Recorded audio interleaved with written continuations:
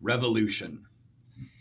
If you're studying American history, the Revolution is where things really get exciting.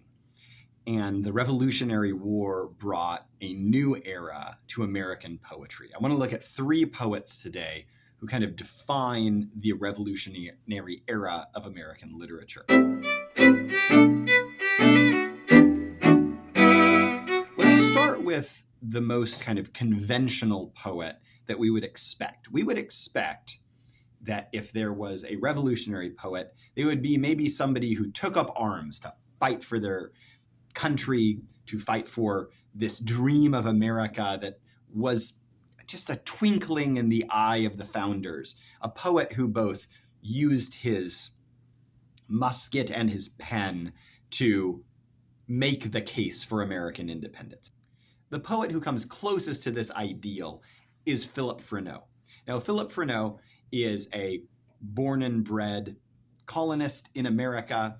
Unlike someone like Anne Bradstreet, he wasn't born in England and emigrated over here. He's a son of American soil.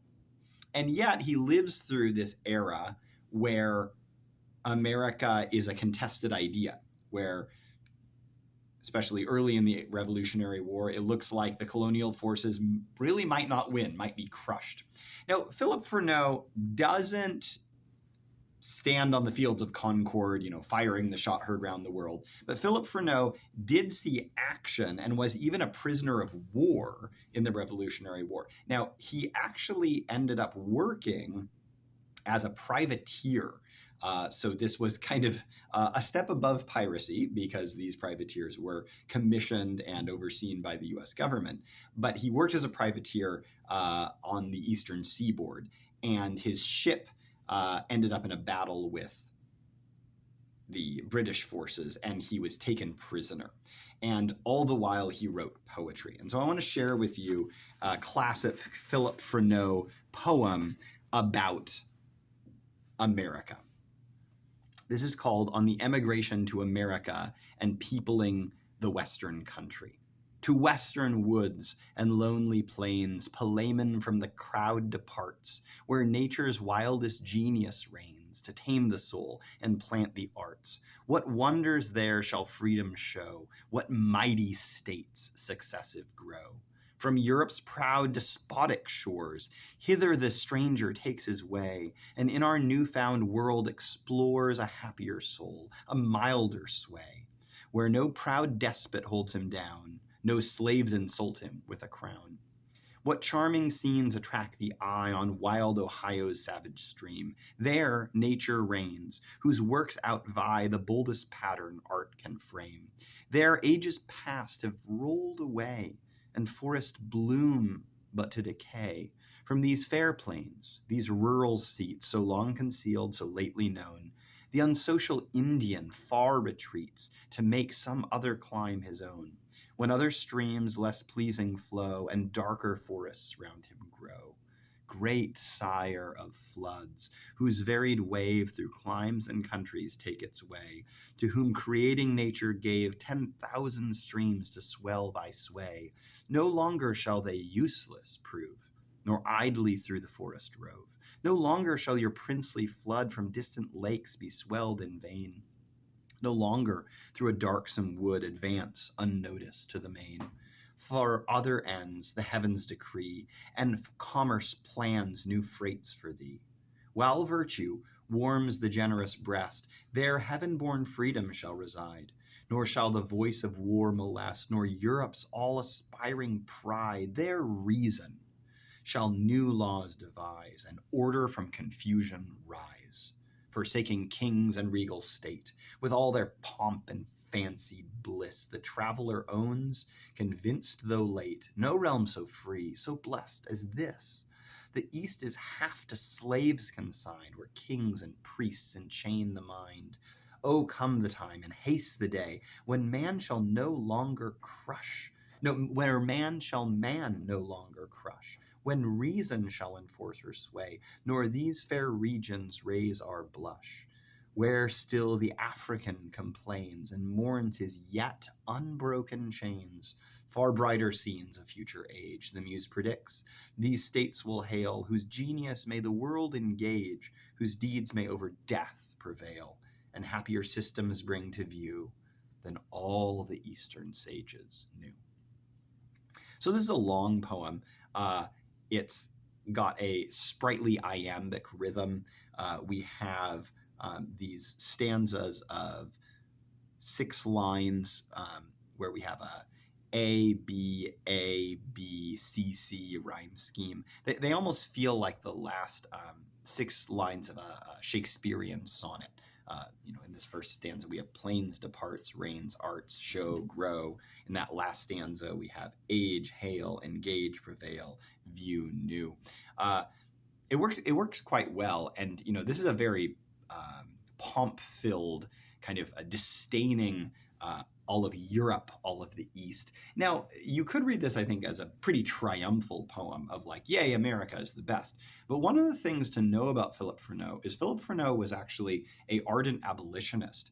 And during the early part of the war, before he was a privateer, he actually spent a good amount of time in the Caribbean trying to work for the freedom of the slaves in the Caribbean and the ceasing of the slave trade, not just in the Caribbean, but in America in general. And you see in those lines, he says, nor these fair regions raise our blush, where still the African complains and mourns his yet unbroken chains. So while there's sort of a triumphal thumbing of one's nose at Europe and, kings and priests who, keep people in darkness, there's still an acknowledgement, hey, there's still problems here. There's problems we got to deal with. And I think it's interesting that when the American Revolution breaks out, his first thought is to go fight for the people who aren't being fought for yet. And then eventually he ends up as a privateer and captured.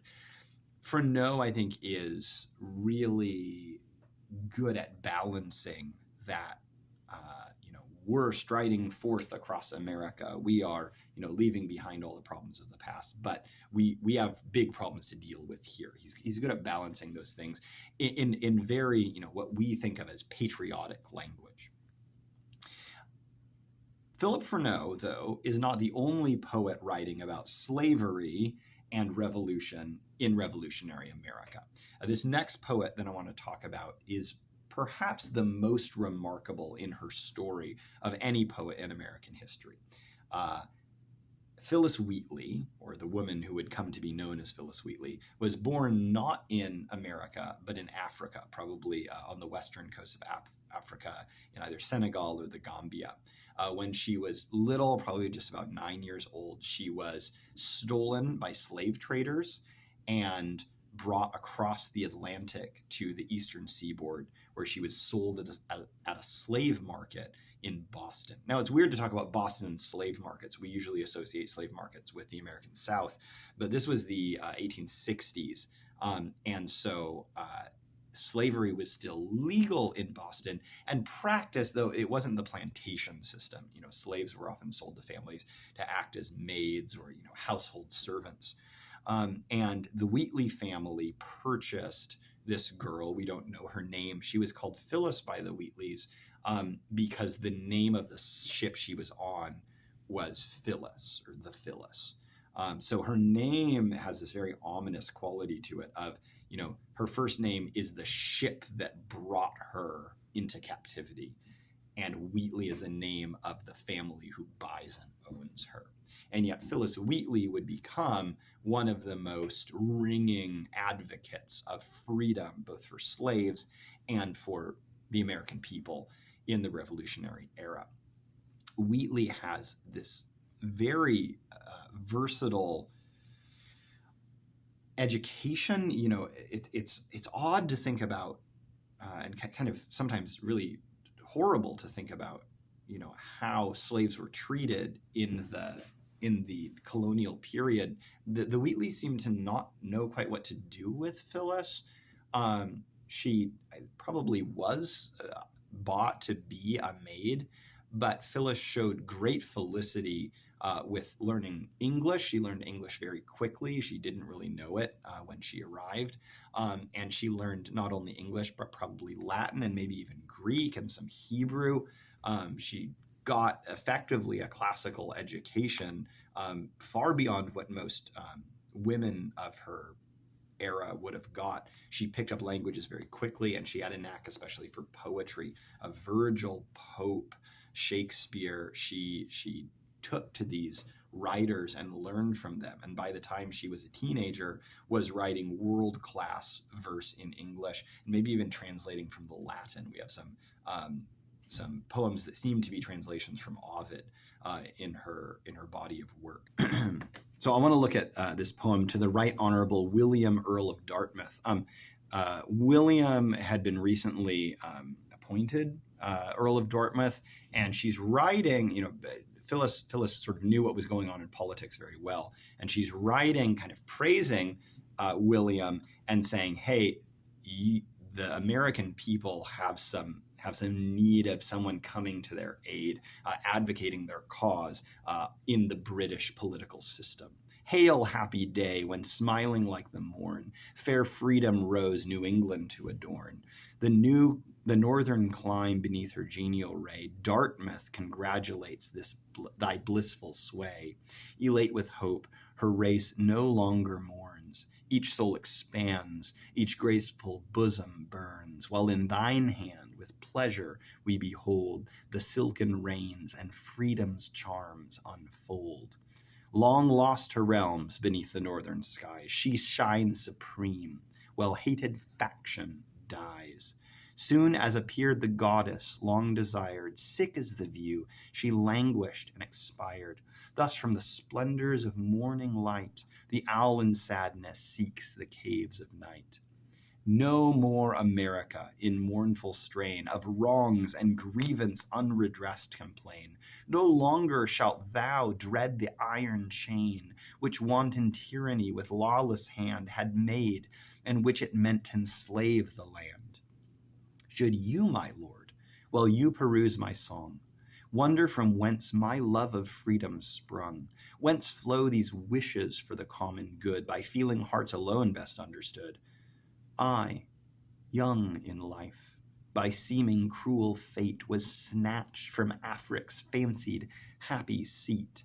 What pangs excruciating must molest, what sorrows labor in my parents' breast. Steeled was the soul, and by no misery moved, that from a father seized his babe beloved. Such my case.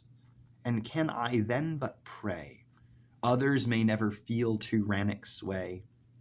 For favors past, great sir, our thanks are due, and thee we ask thy favors to renew, since in thy power as in thy will before to soothe the griefs which thou didst once deplore, may heavenly grace the sacred sanction give to all thy works, and thou forever live not only on the wings of fleeting fame, though praise immortal crowns the patriot's name, but to conduct to heaven's refulgent fane, may fiery courses sweep the ethereal plain, and bear thee upwards to that blessed abode, where like the prophet thou shalt find thy God.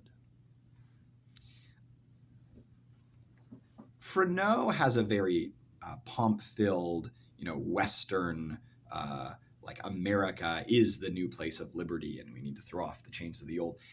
Wheatley's mind is a little more classical and a little more explicitly biblical. And she gives us at the end here this idea like, look, Dartmouth, if you help us out, if you plead America's cause, it's not just that you will have done a good and just thing, you will have helped an oppressed people, you will be rewarded with heavenly rewards. This sounds a little bit more like this sort of heavenly paradisical pointing that Bradstreet does. I think Bradstreet and Wheatley have a lot theologically in common, though Wheatley's a little bit more comfortable with classical allusions, right? There's this vision of the goddess early in the poem. I want to look, though, for a second at this very kind of heartfelt personalization of the American plight, where she says, hey, look, if you wonder why I care about freedom, I was stolen.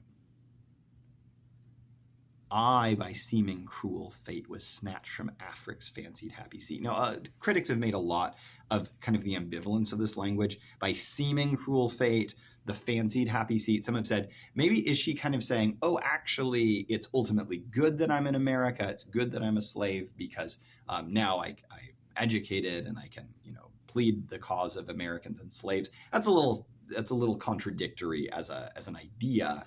But there is this in Wheatley, this idea that, right, Providence has guided her even as she's been stolen, a horrible thing, which she acknowledged. Her portrait of her parents is so heartbreaking here. And yet she's providentially placed to be this voice in America. And it's interesting, when she wrote and published these poems in the 1770s, she was still a slave, and she even went on an international tour. She went to London and addressed these abolitionist societies, and everyone in London said, hey, stay here. The law allowed slaves to emancipate themselves if they came to London. But she decided to go back to America and stay enslaved. Now, within a couple of years, the Wheatley, Mr. and Mrs. Wheatley, died, and she was freed. But Wheatley is in a really interesting transitional point where she's from Africa. She's a slave in America. She's pleading the cause of freedom in British politics, but she's also talking about the deep desire for freedom, both physically and spiritually, that she has as a Black woman. It's a fascinating, and I think more complex than some of the other writers we have, a fascinating view of an American consciousness. Wheatley is probably most famous for both this poem, which I just read you, and a poem that she wrote to George Washington when he was appointed, in her words, the generalissimo of the colonial forces. And she wrote him a letter, wrote a poem to him, and there's a sort of famous story of George Washington saying, I want to meet you. And so while George Washington is in Cambridge overseeing the siege of Boston, Wheatley went and met with him. And we don't know what they said to each other, but, I love to imagine, this meeting of minds, the great tactical genius and slave owner, Washington, and the great poetic genius and slave advocating for freedom, Wheatley. What did they talk about? I don't know. I would have loved to have been a fly on the wall. So we have Freneau, kind of what more we would sort of think of as sort of the conventional white American patriotic writer. We have Wheatley, this sort of voice of an enslaved woman, which becomes a voice kind of advocating for the freedom of the American people. The third poet I want to point out, which he's often overlooked a bit, is a man named Joel Barlow. Now, Joel Barlow was also of the generation that was of fighting age during the Revolutionary War, and he saw some action. He actually served as a military chaplain for a while. And Barlow wrote in the late 1700s and then revised in the early 1800s a poem called The Vision of Columbus, and then that was the first version, and then he revised it and published it as the Columbiad. Now that sounds like it's all about Christopher Columbus, and there are some narrative sections about Columbus, but it kind of looks at different scenes from what we would now think of as early American history. Okay, so let's look at a little bit of the end of the Columbiad. Equality of right is nature's plan, and following nature is the march of man, whene'er he deviates in the least degree, when, free himself, he would be more than free. The baseless column reared to bear his bust falls as he mounts and whelms him in the dust. Based on its rock of right, your empire lies. On walls of wisdom, let the fabric rise. Preserve your principles, their force unfold. Let nations prove them, and let kings behold. Equality, your first firm-grounded stand, then free election, then your federal band. This holy triad shall forever shine, the great compendium of all rights divine, creed of all schools, where youths by millions draw their themes of right, their decalogues of law, till men shall wonder, in these codes inured, how wars were made, how tyrants were endured. I like this section of the Columbiad because it kind of gives this religious language to these very kind of secular principles of reason upon which America is founded. This is written in the aftermath of the Federalist debates. If you're familiar with the Federalist Papers, the debates on whether we would have a federal system, or whether we would end up with the Constitution we had or not. And Barlow brings in this almost Trinitarian theological language about the principles which govern American federalism: equality, your first firm grounded stand, then free election, then your federal band. This holy triad should forever shine, the great compendium of all rights divine. It's almost this replacement of theological content with political, Enlightenment political content. And I think you see this in Barlow a bit, and in Freneau a bit more than you see it in Wheatley. I think Wheatley saw the cause of freedom as very grounded in especially a Protestant theology and sort of a general Greco-Roman classical idealism, whereas Freneau and Barlow even more explicitly see this American vision of freedom, equality, rights of man as almost a replacement and a rebuttal of the European theological tradition. This is an age where, the rights of man, the rule of reason, are really motivating a lot of political action, philosophical action. And I think American poetry in the Revolution we can see as caught between an older theological language and outlook like Bradstreet has, and a new, more secular outlook that kind of looks to the American founders and their ideas as the new secular religion. And we're going to see this tension between the European and the American, between the religious and superstitious and sort of the reasonable and clear, continue to have tension in the 19th century. But Romanticism will change some of these things, and we'll look at that next time. Thanks for hanging out with us, looking at Revolution-era poetry, the tensions, the difficulties, and the glories that crown this age of American poetry.